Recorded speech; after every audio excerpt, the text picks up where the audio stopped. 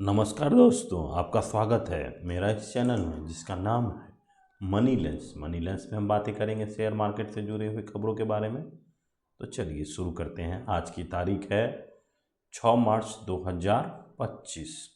तो आज हम अपनी इस वीडियो में देखेंगे कि कैस्ट्रॉल इंडिया का जो शेयर है अचानक से उसमें ऐसा क्या हुआ जो भाग गया बहुत तेज़ी से, यानी 10% का अपर सर्किट तक भी छू दिया था। तो ये तो जानेंगे ही, और साथ में हम जानेंगे कि यूएस का जो डाटा रिलीज हुआ है, एडीपी डाटा और आईएसएम प्राइस इंडेक्स, ये भी बताएंगे कि ये दोनों है क्या और इसका जो है बहुत ही इम्पैक्ट पड़ेगा यूएस के शेयर मार्केट पे और इंडियन शेयर मार्केट पे। तो ये डाटा को जानने के लिए आप इस वीडियो के लास्ट तक बने रहें। तो सबसे पहले शुरू करते हैं कि हमारा शेयर मार्केट आज कहाँ गया था। हमारा शेयर मार्केट आज फिर लगातार दूसरा दिन रैली किया 1% का। कल भी हमारा 1.25% यानी 1.15 का परसेंटेज का इंक्रीज किया था। यहाँ पे ये देखिए, ये कैंडलस्टिक जो है हैमर कैंडलस्टिक है और ये दिखाता है कि यहाँ से मार्केट ऊपर ही जाएगा, क्योंकि ये एक हैमर है। और यहाँ पे देखिए बाय सेलर्स ने इसको नीचे करने की कोशिश किया और बायर देखिए कितना, बायर्स यहाँ से बढ़ते बढ़ते बढ़ते बढ़ते यहाँ तक आ गया। तो बायर्स स्ट्रॉन्ग बाइंग सिग्नल ये देता है और यहाँ से मार्केट ऊपर की तरफ मूव करने का चांस है। तो ये ऊपर पे जो मार्केट चढ़ा है उसके पीछे का कारण क्या है? ऊपर सबसे पहला कारण है कि हमारा जो पॉजिटिव ग्लोबल क्लू है कि जो ट्रम्प ने बोला है कि हम अभी जो कनाडा और मैक्सिको पे जो टैरिफ लगा रहे हैं उसको हम 1 महीने के लिए डिले कर दिए हैं।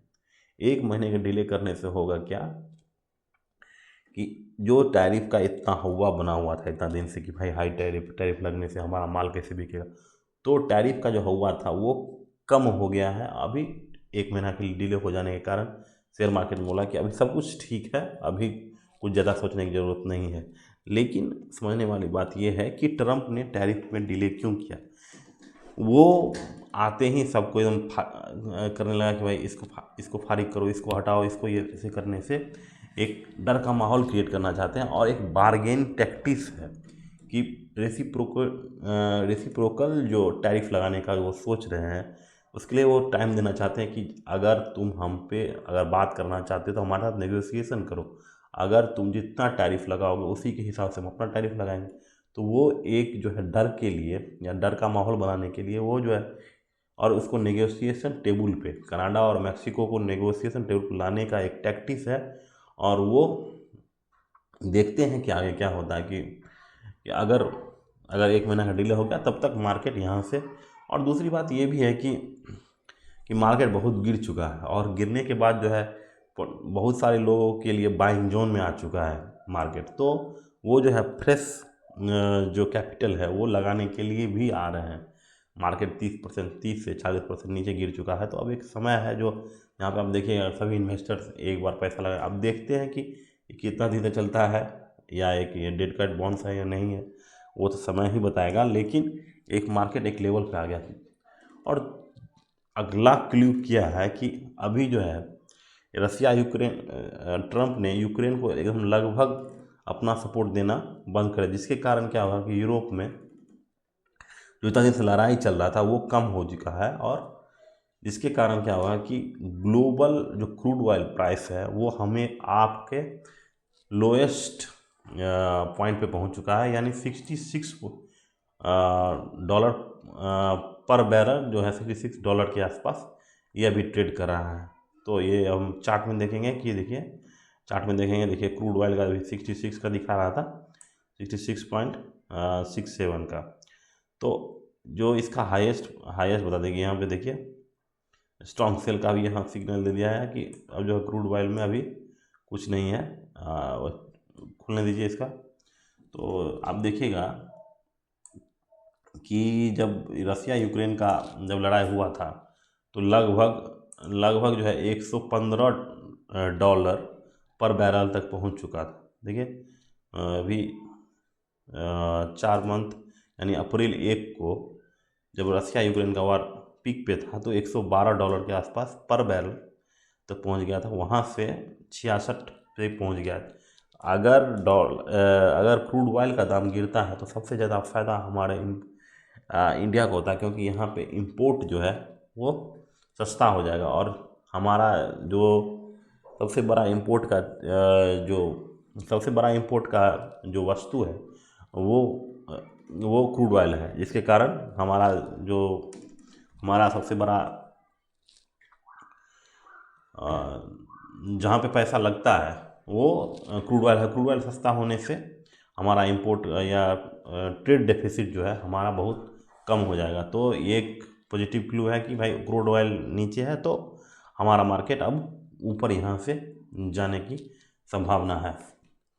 और दूसरा बात है कि ट्रम्प ने ये जो 1 महीना के लिए डिले किया है, ये एक उनको भी डर है कि अगर हम सब पे टैरिफ लगा देंगे इतना ज़्यादा तो एक इन्फ्लेशन का रिस्क तो है ही हमारे पास। अगर फिर से इन्फ्लेशन आ गया तो क्या करेंगे कि फेडरल जो है रेट कट तो नहीं करेंगे ना, क्योंकि उसको लोन को और एक्सपेंस करें तो रेट कट का होने का कोई संभावना ही नहीं है।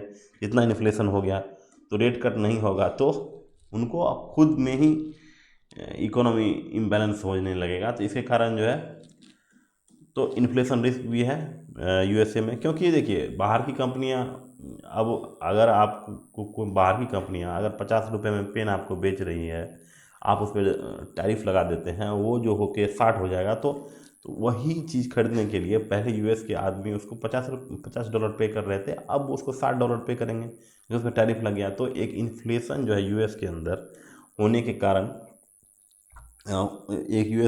ये भी था है डिले कर दिए हैं। और दूसरी बात ये है कि ट्रम्प जो है, अब ट्रम्प के बारे में एक थोड़ा इंटरेस्टिंग फैक्ट भी जान लीजिए। ट्रम्प जो है अभी मिलने के लिए हर एक आदमी से $5 मिलियन ले रहे हैं। आप अगर ट्रम्प से मिलना चाहते हैं तो आपको $5 मिलियन चुकाना होगा। वो एक फ्लोरिडा एक स्टेट है, मारे लागो। ये देखिए यहाँ पे, want to meet with Donald Trump at Mar a Lago, that will cost you $5 million. अगर आप उससे मिलना चाहते हैं, देखिए ट्रम्प हर एक चीज़ करना चाहते हैं कि कहाँ से उनको पैसा मिले। ठीक, यहाँ पे तो बात समझ में आ गई है। अब जो है सबसे इम्पोर्टेंट टॉपिक जो अभी शुरू में बताए थे कि हमारा यूएस का कौन कौन सा डाटा है। तो सबसे पहले है एडीपी डाटा। एडीपी डाटा ये होता है, ये एक एडीपी डाटा आपको बताते हैं कि उस महीने में जो कितना प्राइवेट सेक्टर में कितना जॉब क्रिएशन हुआ। जॉब क्रिएशन डाटा को यहाँ पे एडीपी डाटा कहते हैं। तो फरवरी में 77,000 जॉब दिया गया था, जबकि एंटिसिपेशन था क्या कि 1,48,000 जॉब दिया जाएगा। तो अपने एंटिसिपेशन से बहुत ज़्यादा कम आ गया। तो जो कि एडीपी का जो चीफ इकोनॉमिस्ट है नेला रिचसन, उसने बताया है कि जो हमारा कंज्यूमर सप्लाई है वो बहुत कम हो गया है। कंज्यूमर स्पेंडिंग जैसे डिस्क्रिशनरी गुड्स पे जो स्पेंडिंग होता है वो बहुत कम हो गया है, और लोग सब खर्चा कम करें क्योंकि इन्फ्लेशन का प्रेशर है। इन्फ्लेशन का प्रेशर जो है टैरिफ के कारण, जो इन्फ्लेशन का प्रेशर है, इसके कारण क्या हो रहा है कि मार्केट से जो लिक्विडिटी है वो चला गया। लिक्विडिटी चला जाने के कारण प्राइवेट सेक्टर एम्प्लॉय बहुत जो है वैकेंसी बहुत कम निकला, जो सिर्फ 77,000 जॉब फरवरी में क्रिएट हुआ है, जबकि एंटिसिपेशन था कि 1,48,000 लोगों को हम जॉब देंगे। तो ये आप देखिए कि इकोनॉमी कैसे स्लो डाउन की तरफ जा रही है, ये डाटा आपको बताती है। दूसरा डाटा है ISM प्राइस पेड इंडेक्स। तो ये एक लिस्ट होता है, इंस्टीट्यूट ऑफ सप्लाई मैनेजमेंट एक डाटा निकालती है, अमेरिकन है।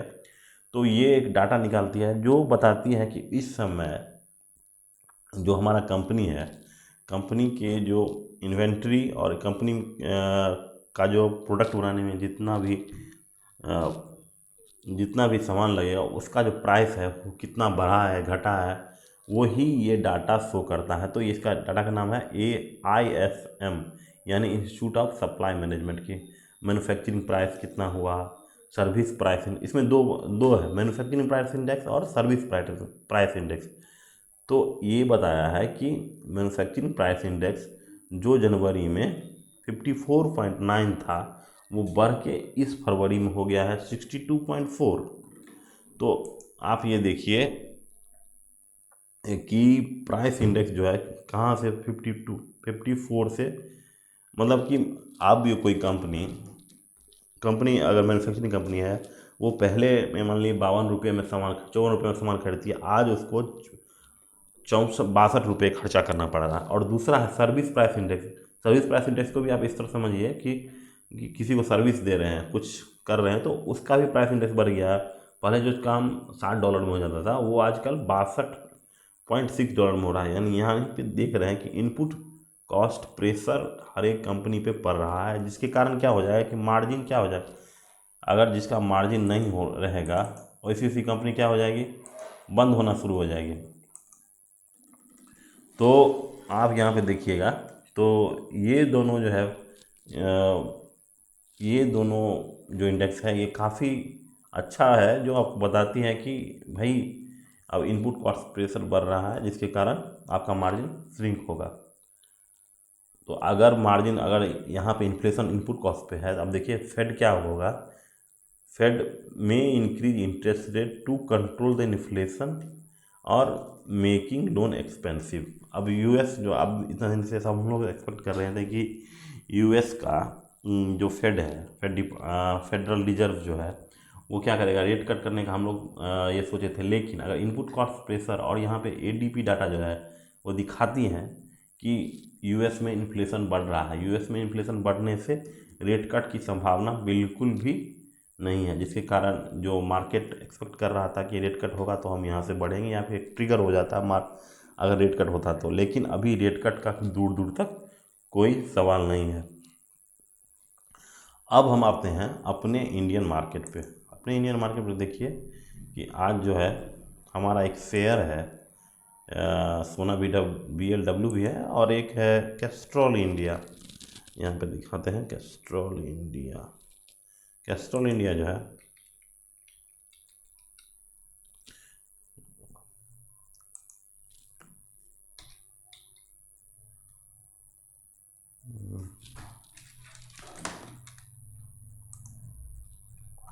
कैस्ट्रॉल इंडिया आज जो है सिर्फ 6% यहाँ दिखा रहा है, लेकिन शाम होते होते ये 10% के आसपास चला गया। कैस्ट्रॉल इंडिया इस पर जंप इसलिए किया है क्योंकि एक रिपोर्ट है कि जो इसका जो इंडियन बिजनेस है, कैस्ट्रॉल इंडिया जो है बीपी की कंपनियां है, जो इसका पूरा लुब्रिकेशन बिजनेस जो है सऊदी अरामको जो है, मतलब कि सऊदी अरामको क्या है, सबसे बड़ी कंपनियां है सऊदी अरेबिया की, तेल की कंपनियां हैं। तेल की कंपनी होने के कारण तो ये जो है इसको पोटेंशियल बायर है हमारे कैस्ट्रॉल इंडिया का। तो कैस्ट्रॉल इंडिया के शेयर में इसीलिए 11% की उछाल आया। तो आइए चल देखते हैं इसका चार्ट क्या बताता है। चार्ट जो है देखिए यहाँ पे 11% का उछाल आया। ये सब न्यूज बेस्ड जो इन्वेस्टिंग है, ये लॉन्ग टर्म नहीं हो पाती है। अब आराम को खरीदी, अब कैसे चलाएगी, क्या करेगी। यहाँ पे देखिए अपने हाई 270 280 के आसपास से ये गिरते हुए 180 पे पहुँच गया था, तब फिर ये खबर आती है। देखिए अब क्या होता है कि अगर एक चीज़ अब सुधरना शुरू होता है, अगर ओवरऑल मार्केट शुरू होना, तो आपको देखिएगा नया नया क्लू आता रहेगा कि एक एक शेयर यहाँ से भागना चालू होगा। यहाँ पे देखिए यहाँ बॉटमिंग आउट हो गया है, यानी 245 के आसपास है, तो यहाँ से 275 280 मार्केट ये जाने की पूरा संभावना है। अगर आप 2 महीना 3 महीना देंगे तो हमको लगता है कि यहाँ से 275 270 तक पहुँच जाएगा। थोड़ा सा संभल के निवेश कीजिएगा। तो ये सब तो थी, और इसका जो ये बिजनेस भी देखिए कैस्ट्रॉल इंडिया का यहाँ देखिए स्टॉक भी काफ़ी अच्छा है। स्टॉक भी 26 का है। ये ऑयल की कंपनियां का हमेशा जो आप देखिएगा पी हमेशा लो ही रहता है। देखिए हमेशा हाईएस्ट है इसका 30 है, जो अभी 26 है, तो इसका जो एवरेज पी होगा हमेशा कम ही होगा। देखिए 17 के आसपास है। तो ऑयल की कंपनियाँ काफ़ी अच्छा लो ही पी होता है, ज़्यादा पी जो है हमारा पैसा बनता है पी एक्सपेंशन से और कंपनी के ग्रोथ से बनता है। तो इसमें पी एक्सपेंशन उतना होने वाला है नहीं, तो इसमें आपका पैसा बनना मुश्किल है। बस शॉर्ट टर्म के लिए आप इसमें निवेश करने का सोच सकते हैं। हम कोई सजेशन नहीं दे रहे हैं, ये सब जो है सिर्फ नॉलेज के लिए आपको मिला है। तो अगर हमारा वीडियो अच्छा लगा, अगर आप इसमें शेयर मार्केट में इन्वेस्ट करना चाहते हैं, तो हमारे वीडियो के नीचे कमेंट में ज़रूर लिखिए कि कौन से शेयर के बारे में आप जानना चाहते हैं और उसका क्या फ्यूचर पर्सपेक्टिव है। सब उसको हम ज़रूर सॉल्व करेंगे अगले वीडियो में। तब तक के लिए नमस्कार।